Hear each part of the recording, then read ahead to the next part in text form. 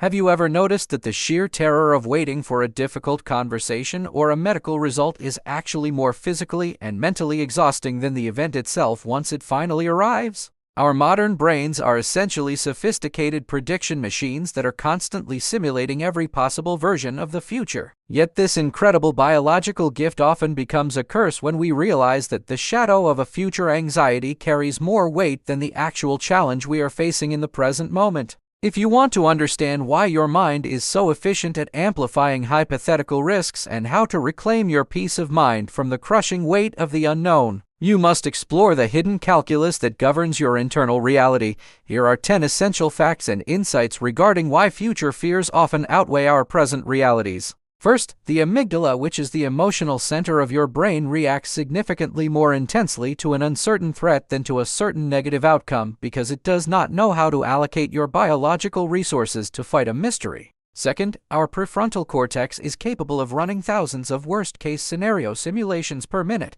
effectively forcing your body to experience the physical stress of a failure that hasn't even happened and likely never will. Third, the weight of anticipation is amplified by a lack of control, meaning that your brain interprets the inability to act right now as a sign of extreme vulnerability, which spikes your cortisol levels far higher than when you are actually busy solving a problem. Fourth, we often fall victim to imagination magnification, where the mental image of a future struggle is stripped of all the small positive details of real life, leaving only a dark and concentrated version of the threat in our minds. Fifth, the human brain has evolved to prioritize survival over satisfaction, which means it is biologically hardwired to give 10 times more attention to a potential future danger than to a current moment of safety or joy. Sixth, when we look into the future, we often forget our own resilience history, causing us to believe that a future version of ourselves will be unable to cope with a challenge that our present-day self is already fully equipped to handle. Seventh, the duration neglect of future anxiety makes a hypothetical 5-minute problem feel like it will last forever because the brain cannot accurately simulate the relief that follows the completion of a difficult task.